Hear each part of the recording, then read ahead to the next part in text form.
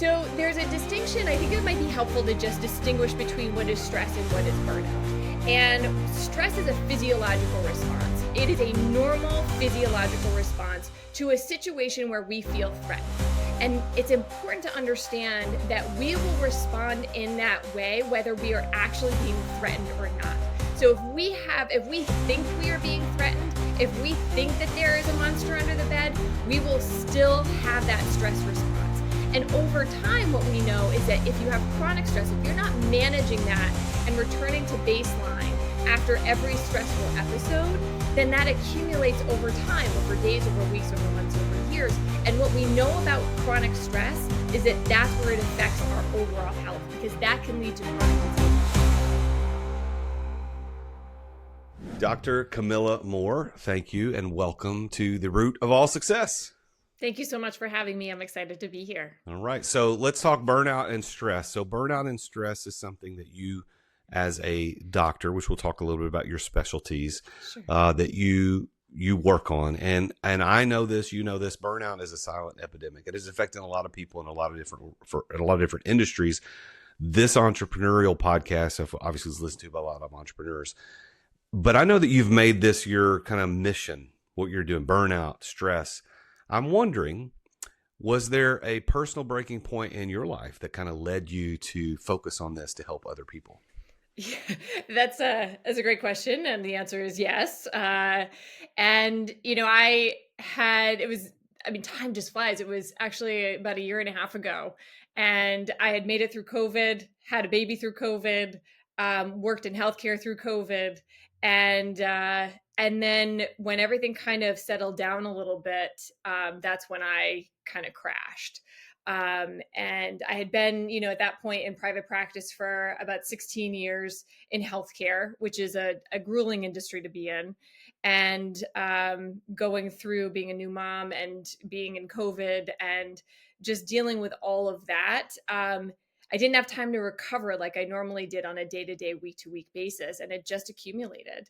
And there was some restructuring in the company where I was working. And I had an opportunity to either go in one direction or go back in private practice. And when I actually had a little bit of space to pause, that's when everything just seemed to catch up, which is a familiar story with folks with burnout, is that you can keep going for a while, but when you have that little break, that's when everything seems to catch up with you. And so my own personal experience with it, plus knowing all the science behind it, it was a natural fit for going into this field. Now, your private practice, let's talk just briefly about this specialty. Sure. You have a doctorate of chiropractic, and there's a few other things. Tell us a little bit about that. So my private practice, I started 2012, 2013, and I built it very quickly and sold it 5 years later. And sold it because my husband and I wanted a family, and he has a big job, and it was just a lot. So I had the opportunity to start a new department at one of our big healthcare systems. And so I took it, sold the practice and took it. But being in private practice, especially in healthcare, you are a small business, but you're also a doctor. And those two things can complement each other, and those two things can work against each other. But it's a very big challenge to have to run the books and treat patients at the same time. And that's why you see so many of these independent folks really burning out, because you have to both know your skill and your service, but also run the business. And those are two big major jobs. And if you're not careful with delegating and you're not careful with your time and your energy, it can get overwhelming very quickly. Now, you said that you built this business over 5 years, multi-six figure, and then sold it. What were the keys to being able to scale so quickly and then be able to exit? Yeah, that's a great question. I specialized in myofascial release. I was hands-on, so I did a lot of sports injuries. And when I opened my practice, I had been coming off of working for somebody else. And I thought, where are all the people that need this type of care? And so I opened my office in a gym and just rented out space. And it was a great learning lesson, because it was, the term that comes to mind is it was like shooting fish in a barrel, because we had a whole bunch of people that were already invested in their health, that were already active, that I knew would do exercises if we gave it to them, and that were constantly getting some sort of injury. And so I just formed relationships with the trainers, with the gym owners, with the instructors, and it became a great synonymous relationship where we would work together to help people feel better. And I was there and available. And so if they were going to go anywhere, that's where I was. And so I just focused on doing a really good job with the one or two things that I did, which was sports management, sports injuries. And being in that one lane and being very good at that one thing, better than anybody else in the area, then I just referred out to other small businesses for physical therapy, for massage therapy, for nutrition. And it worked really well because I had this whole cohort of patients. And then I became the person that was helping to navigate and help other small businesses grow their businesses by referrals. And it was a great, we just had this spoken wheel formation that grew my practice and helped everybody else around me grow their practice as well. So you've got, so it's chiropractic, lifestyle medicine, yoga, stress management. How did all these come together to form your approach and how you approach medicine and helping people? It's a great question. So I started out with kind of working from the outside in, right? Working on soft tissue structures, working on those muscle knots, working on injuries from, computer use or exercise or whatever. And also I had this group of patients that had chronic pain, not major pain, but desk workers that had tight shoulders and headaches, hairdressers that had the same thing, people that worked in, that had manual labor jobs. They were always hurting their backs. And so I was working on stress-related injuries from the outside in. And mindfulness, meditation, exercise, all of those things that make up the pillars of our lifestyle, nutrition, exercise, those have always been the way that I've lived. And so it was a natural progression to go from treating from the outside in to the inside out. And that's where, working on stress management, identifying what that root cause is, where is that issue coming from?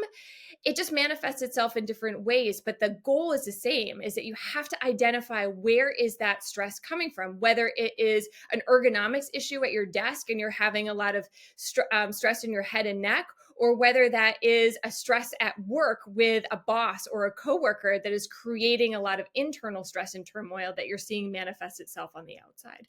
So it's all about identifying what that core issue is and giving the right treatment for it.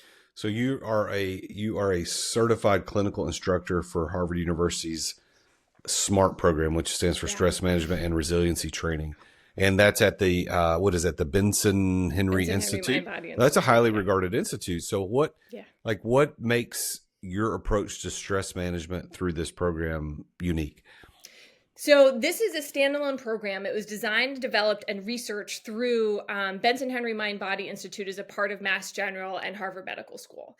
And so they developed this program. It's an 8-week program, a couple hours a week, and it's very structured, but it's researched. And that was one of the things that I liked about it, was that they have actually researched this through Mass General. And so when we say that we have results, we can see that we have, you're going to get the 40% stress reduction in those 8 weeks, that you're going to utilize your doctor services less. You are going to save money from your healthcare costs because you are going to be healthier. Your blood pressure will go down. Your heart rate will go down. And so we have these measurable, objective findings from this course that we can really say, if you put the time in for these 2 months, for these 8 weeks, you are going to have then a skill set and a strategy to take with you that will not only make you feel better, you will actually be healthier. Because what we know about stress is that everything else is worse with stress. And we know this intuitively,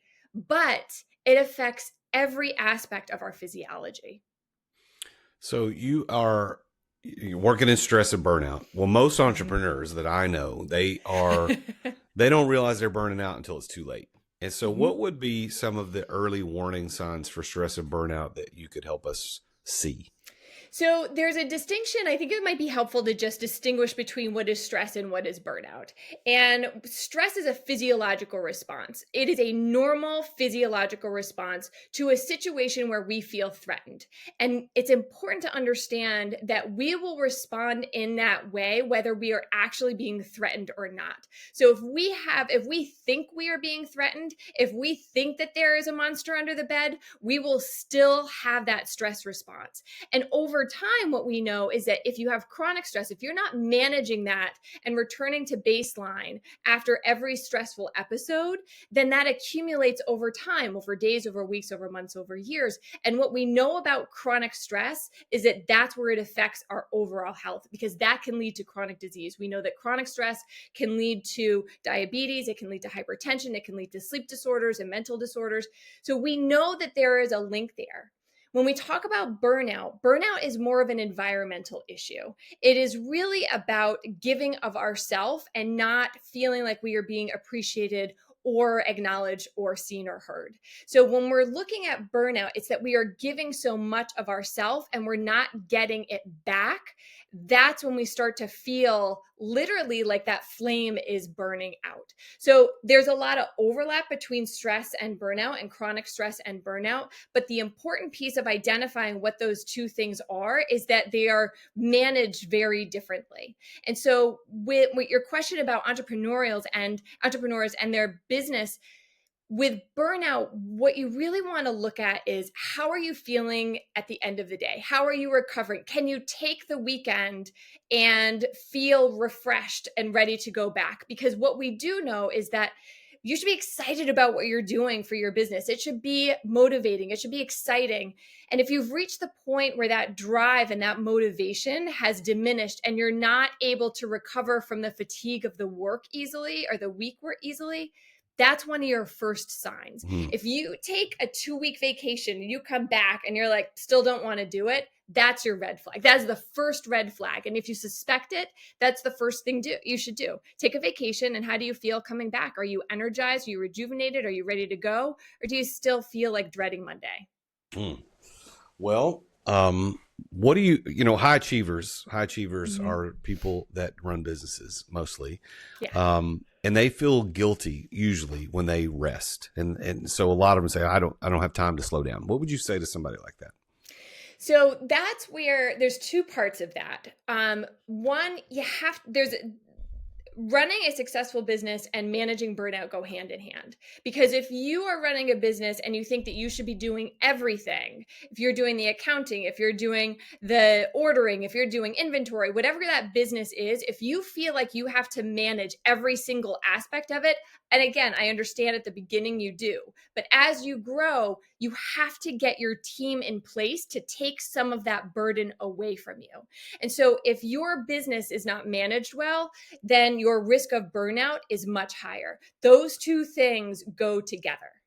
So and that's where like that fatigue and that exhaustion, that's the first thing you want to check is, do you have your team in place? Do you have your accountant? Do you have your attorney? Do you have the insurance that you need to in case something happens? Like these big ticket items that we know from a basic business plan, do you have those people in place? Because that takes a lot of that emotional and mental burden off of you.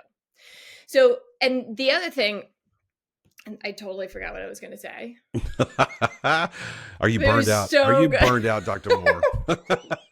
No, it's the end of the day here. I've been at my computer all day. But the other thing you asked about taking time off. Yeah. This is a marathon. Business and business ownership is a marathon. And so just as training for a marathon, you have your rest days, you have to build that in. If you feel guilty about taking that time off, then you have to look deeper into yourself as to why do you feel like you can't take this space? And asking yourself those questions. In business, we have the 5 whys, right? Like why this? It's to be able to get to the root cause of something. And so you can apply that exercise to something like this and say, why do I feel this way? Well, why do I feel this way? Why do I feel this way? And in the SMART program, we call that the root fear exercise, right? Because at the at the base of every stress is a fear. That's really in our brains. It's the fear response that is actually triggering the stress response. And so we have to identify, like, what is it that I'm afraid of, that I am really resistant to taking some space to recover. And so if it's that you are going to lose business, then you have to look deeper into that. Why are you afraid that you're going to lose business? And it comes very quickly, you come down to a fear of either being rejected or a fear of being alone. And whether that is that you don't have the money to do that, or your business is going to fail and you're going to be alone, there is a root fear at all of those. There's something that drives all of our behavior, and fear is a big motivator. But if we don't take the time to ask those 5 whys to get to the root of it, then we're not actually growing. We're not actually seeing and removing a barrier to our business growth. You've also worked with corporate executives at Titleist and FootJoy. What do you now know is the biggest misconception that corporate executives have about stress management? So this isn't so much just from my time at Titleist and FootJoy was amazing, and that is an incredible company. The Acushnet company is an incredible company. So I don't want to. They're really wonderful, but my time with corporations in general, I will say that the biggest barrier is that, kind of what you're saying here, that we know from research that if you can take space and create a healthy working environment for your employees, that will ultimately lead to better engagement, better employee satisfaction, better employee retention, and ultimately save you money. But we really have this mental block as a society that if we are not suffering, then we are not working hard, and we are therefore not giving everything that we can give and don't deserve what we have. And so that breakdown is really important, because we create this situation where if we're not exhausted, then we haven't done our job. And that loses a balance of life in general, that at the end of the day, if you look at your 8-year-old self and you look at your 80-year-old self, would they be happy with what you're doing right now? And that's a great measuring stick to shift the barometer a little bit. So stress, if you're talking about stress a little bit, because you made the distinction between stress and burnout. Mm-hmm. Stress isn't just emotional. It affects decision making. It affects leadership. It can even affect revenue. So how would you say that stress impacts an entrepreneur's ability to scale? Ooh, that's a really good question. So in order to this is how our brain works, and this is how the stress response works. So we have something stressful that comes in, and this could be something stressful at work where, you show up and your admin is out for the day, or, someone quit, or, something didn't happen, but you have this stress come in, and that triggers our limbic system, which is the deepest, rootest part of the brain. That is our most primitive part of our brain. And that sets off a relay that increases our adrenaline and our cortisol.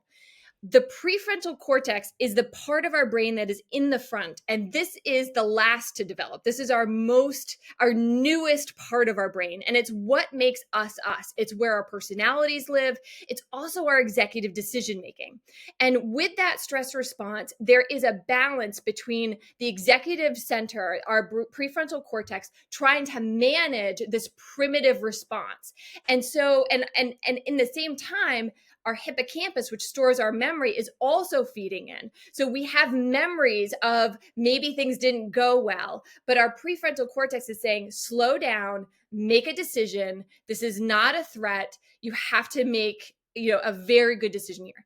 And so the more you can improve that prefrontal cortex, the more you can mitigate and manage that stress response. And so that we know from science that is improved through a whole host of things: mindfulness, meditation, yoga, exercise, nutrition. All of these lifestyle factors help support that prefrontal cortex. And so if you want to be successful in business, it is in your best interest to set your body and your mind up so it can function optimally. So you work with healthcare professionals to Yeah. help build businesses they love while working less, which sounds very eerily familiar to what I do professionally. But what would you say is the first step for an overworked entrepreneur looking to reclaim their time? So first step is always evaluation. You've got to have an evaluation. And one of the quickest and easiest ways, I'll tell you how you can do it right now, is we let me just take one step back. In order to change outcome, we need to change behavior. In order to change behavior, we need to change perspective. And in order to change perspective, we need new information and knowledge, and we need to learn something. So in order to get a different outcome, we have to take a look at ourselves in a new way and a new perspective. And there's a great exercise I pulled from the SMART program. Take a piece of paper, draw a line down the middle and another line up top. So you have two columns. And on one side, you're going to put charges and a plus sign. And on the other side, you're going to put drains and a negative sign. Then you're going to take a step back and you're going to list everything that you have going on. And it's just a brain dump of what gives you energy and what takes energy. And so when we start looking at life in terms of energy rather than tasks and responsibilities, we can really begin to get an objective look at what it takes to accomplish those tasks. And so a lot of this is gut reaction. So you may find, I'll give you an example. I have a 4.5-year-old. I love him to death. I would die for this kid. I would kill for this kid. He's still 4 years old. So he goes in both sections. Some days, like we just have a 4-year-old day where like he's having a rough day, I'm having a rough day. That's not good or bad, but that does mean that I need to understand that took a lot more of my energy that day, and I'm going to have to compensate for that somewhere else. And the way that I compensate is knowing what gives me energy, whether that's reading a book or being creative or running or whatever it is. And so when we can start looking at our life from a new perspective, that gives us the opportunity to have different outcomes. What you're talking about there reminds me of something that I learned in pursuit of my doctorate. I didn't finish my doctorate, but in pursuit of it, this is the one thing I learned. And I'm going to share that right after I talk about our sponsor for the show today. So we have a great sponsor for our show today, Relay. Banking with Relay is one of the things that I believe has changed everything about my business. If you've ever read the book Profit First by Mike Michalowicz, you know that he teaches these 5 buckets you put your money in bank accounts. And it's kind of like the envelope system, but for businesses. And Relay Bank is actually set up, although it's banking with Relay. Let me say that right, because they're not a bank. They're a financial kind of technology that is backed by a bank. But their whole financial technology sets all that up for you. So if money comes in, you got $10,000 that come in income, then it automatically distributes to your segmented accounts where it wants to go, whether it's profit, taxes, owner comp, operating expenses, etc. I love it. I've been with them for a couple of years, and I'm proud to have them as a sponsor. If you want to check them out, you can get a good free look at this. Relay's always free, but you can go through my account link and you can get access to some cool stuff. Go to therealjasonduncan.com/relay, therealjasonduncan.com/relay. Now back to talking with Dr. Camilla Moore. So when I was in my doctorate program, I learned, I decided to drop out because I thought, why am I doing this? I don't need to do this. I was already an entrepreneur and owned a successful business. My wife's like, why are you doing this? Are you going to make more money? I'm like, no, I'm not going to pay myself more because I have a doctorate. But I thought, well, I must be here for something. I did this on purpose. So what did I learn? Well, the one thing that I learned is the theory of power load margin that was theorized by Dr. Howard Yale McCluskey back in the early 80s. I don't know. Is this ever nothing? No, That's nobody above ever my pay grade, man. Yeah, well, look, it's so good because it's what you were talking about. This you said the pluses and the charges, what drains you and what takes away. And his whole theory, he was a gerontologist and he studied older people, and he wanted to understand how they had the capacity to learn new tasks like, to put it crudely, how do you teach an old dog new tricks? And he was studying this in the human realm, and he discovered this power load margin.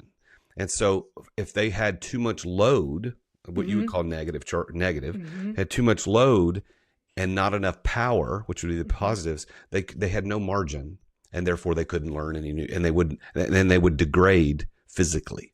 But if they could flip it and take the load away and give them more power, that they would have margin and they would enjoy life and their bodies would improve. It was fascinating. So I took it and reapplied it to business, and I actually wrote about it in my book because I thought it was that cool. That's the one thing I learned in my pursuit of my doctorate, which I did not finish.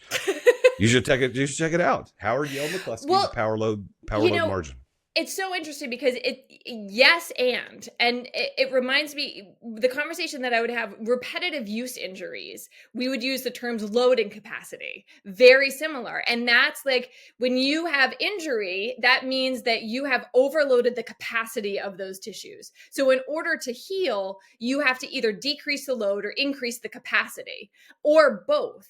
And so it is 100% the same thing. What you're doing here is evaluating what your capacity is and what your load is. And when we talk about these lifestyle factors, what that does is it increases the capacity of your system, your brain, and your body to be able to handle stress and load. Yeah. So what do you think is your one key to success? So you've been successful as a doctor, running a private practice, your own business, working in the corporate world, and now doing what you're doing today. What is your one key to your success? I mean, honestly, I have a great partner. I married well. I have a great husband. For me personally, yes, I did a lot of things right. I did a lot of things wrong. I think identifying your key market and marketing to them, that is 100%. Like, I did sports injuries. I went to a gym. But in the bigger picture of success, it is because I have a husband who lets me do whatever it is that I want to do and is my biggest cheerleader for anything. I love it. So that, for me, I think is key. That's good. Well, how do you define success? Yeah, this is always a great question. I think one of the distinctions that I really have come to appreciate is a distinction between achievement and success. Because I think, especially in our society, we tend to equate those two things, where your achievements, whether that is reaching a salary goal or whether that's graduating college or finishing a PhD or, anything, we celebrate that achievement as a success. And yes, it can be. But when we think about success, to me, those are big picture things. Those are the big ticket items. And success to me is, again, does my 8-year-old self and my 80-year-old self, would they be proud of where I am right now and what I'm doing? And if this all ended tomorrow, would I be happy with the life that I had, giving the time to my child and my family? And did I every day know what was the most important thing and what was not the most important thing, and prioritized accordingly? And I think those two things, you can have achievement without success, and you can have success without those achievements. But success to me is all about relationships and all about contributing to making the world a better place, whether that's through my work or raising a great kid. Well, by that definition, would you consider yourself to be a successful person? I hope so. I think so. Yeah. I mean, going through hard times always puts perspective into play. And, I think, I think I can say that for sure. Well, let me let you put your coach hat on for just a second and speak to the audience of entrepreneurs and business owners. What is your best piece of advice for them? In general, or really relating to stress and burnout? You're just whatever you consider the best piece. Yeah. Blank slate. I think that the best piece of advice that I can give is to take the time and explore who you are as a person and know yourself inside and out, and understand that that's always going to be a moving target. But you have to understand who you are, what you want to do, and what you bring, and what you want, how you want to change the world or your little space in that world.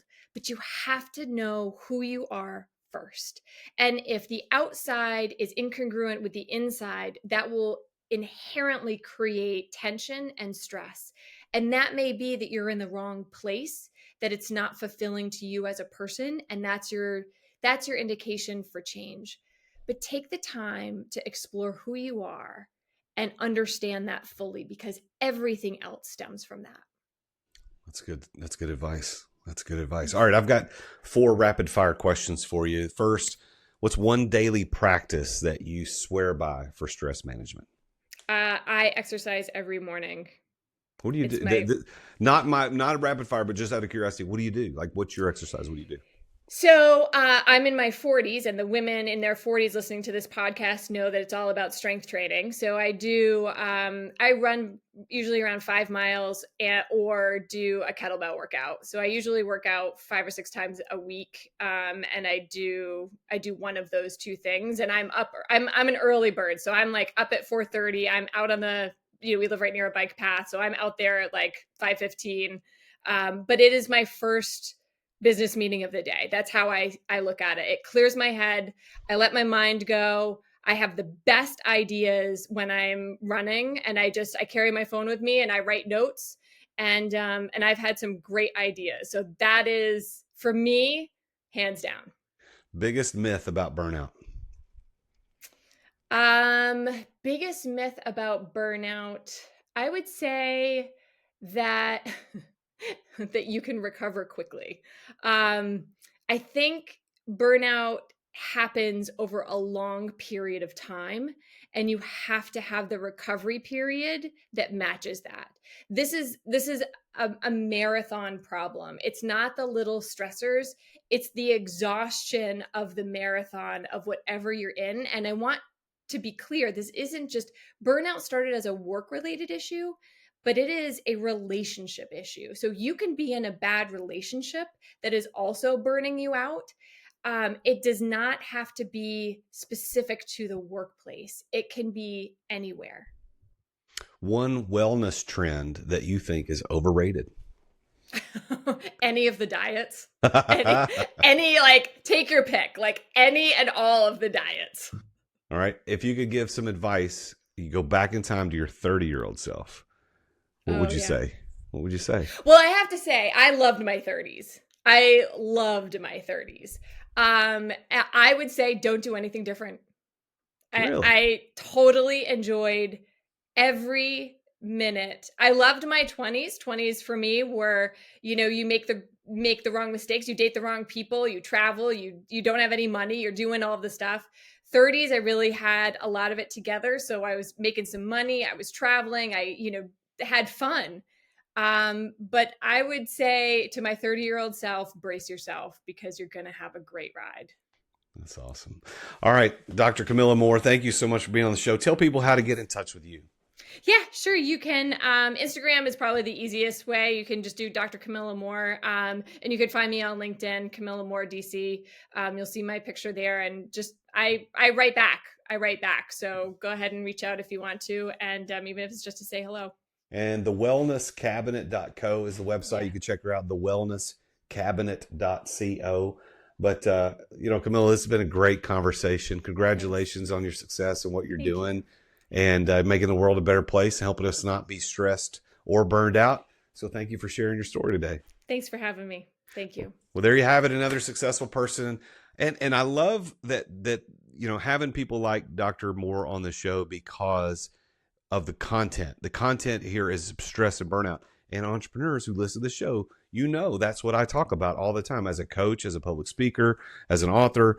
This is what I do. I talk about burnout. I don't have the PhD or the DC behind my name, but I have worked on this for a long time as an entrepreneur, and I love having these professional opinions about what burnout and stress is like. So make sure you apply the things she was talking about. This is important. Stress and burnout are different. You need to attack them a little differently. And as she said, one of the biggest myths about burnout is that you can recover quickly. That's not true. It's going to take some time. It's hard work.